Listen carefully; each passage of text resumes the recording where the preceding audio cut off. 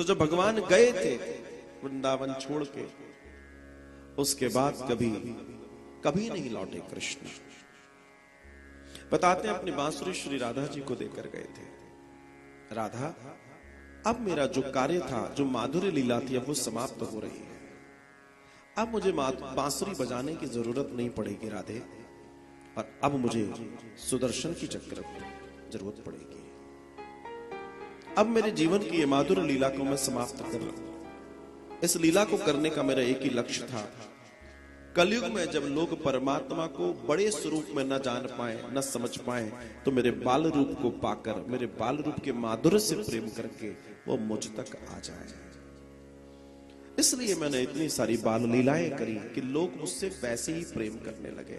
क्योंकि जरूरी नहीं है कलयुग में लोग गीता वाले कृष्ण को जान पाएंगे, समझ पाएंगे, और वास्तविकता भी यही है।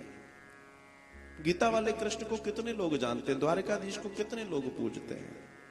अब पूजते भी हैं तो जब गए तो पूज लिया, लेकिन घर में तो वही लड्डू गोपाल बैठे हैं, माधुर्य लीला वाले। जो समझना है, जो जानना है, भगवान इस दर्शन को समझा रहे हैं। भगवान श्री कृष्ण कि इस दर्शन में श्री राधा जी का जो दर्शन है वो बहुत महान है, बहुत महान। राधा फिर कभी नहीं दिखाई दी, कभी नहीं देखी गई। तो राधा कहां गई? राधा को किसी ने ढूंढा क्यों नहीं?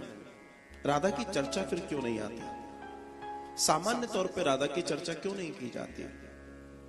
क्योंकि राधा कृष्ण से प्रेम करती थी, और जिस प्रेम को राधा ने किया वो प्रेम चर्चा का विषय नहीं है, वो चर्चा का विषय नहीं।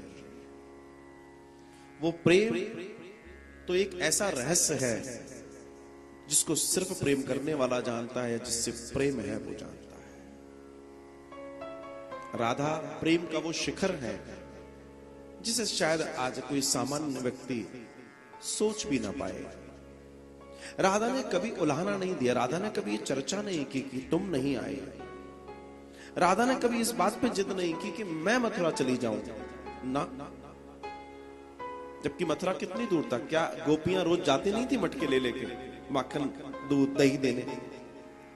लेकिन ऐसा कभी नहीं हुआ कि राधा ने विचार किया हो कि मैं चली जाऊं,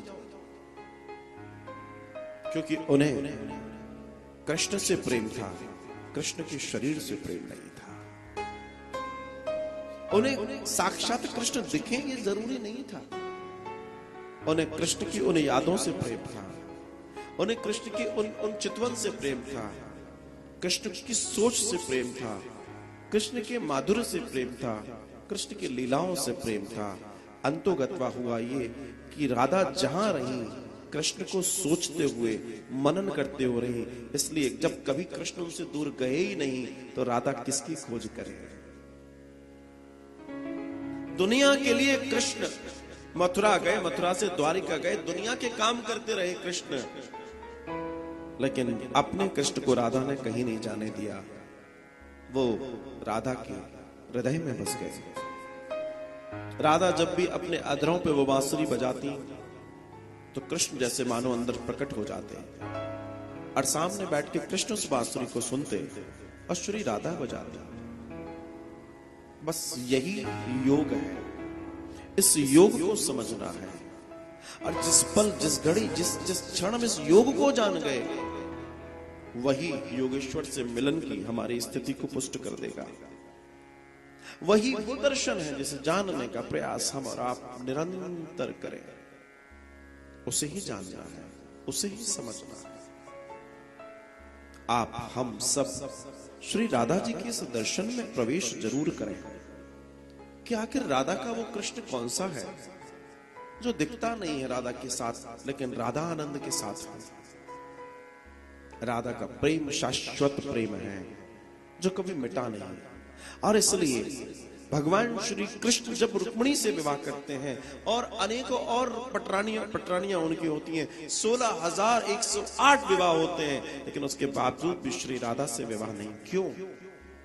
क्योंकि राधा कोई दूसरा शरीर नहीं, क्योंकि एक विवाह करने के लिए एक शरीर की दूसरे शरीर की जरूरत पड़ती है। जब राधा कृष्ण में राधा में बसते हैं तो फिर उनको अलग अलग देखा नहीं जा सकता, उन्हें अलग सोचा नहीं जा सकता, उन्हें अलग अलग करा नहीं जा सकता।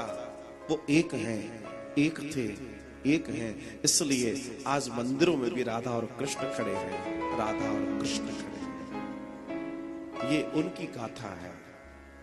उस राधा की अलादनी शक्ति को जानने का प्रयास कीजिए, उस राधा के अलाद प्रेम की आप विचार कीजिए कि राधा संग न होती हुई संगनी बन गई, राधा संग न होती हुई संगनी बन गई। ऐसे योगेश्वर श्री कृष्ण की इस परम आराध्या श्री राधा जी के इस दर्शन को पाना बहुत जरूरी है। इसलिए रसिक कहते हैं कि श्री राधा जी की मर्जी के बिना श्री श्याम जी को पाना बड़ा मुश्किल है, असंभव है। जब जब हम श्री श्याम जी को, श्री कृष्ण जी को, श्री बिहारी जी को पाने की चेष्टा करेंगे, पहले हमें श्री राधा जी की कृपा प्राप्त करनी, बिना उनकी कृपा के नहीं हो सकता, न हो सकता। उनकी कृपा तो उनकी कृपा है, उनकी कृपा से हम बोल पाते हैं। दर्शन आता है कि श्री राधा जी की मर्जी के बगैर कोई वृंदावन में पग नहीं धर सकता, श्री राधा जी की मर्जी के बगैर कोई वृंदावन में रुक नहीं सकता। बस यही चीज समझ लो कि अगर श्री राधा जी की मर्जी है और हम इस आनंद में हैं, आप नियमित रूप से कथा देख रहे हैं तो आप भी तो वृंदावन से जुड़े हैं, आप कथा देख रहे हैं तो ये श्री राधा जी की मर्जी है। आप अगर वृंदावन आ रहे हैं तो श्री राधा जी की मर्जी है, उनकी मर्जी ही चलती है और उस मर्जी का आप एक हिस्सा हैं, इससे ज्यादा कुछ नहीं।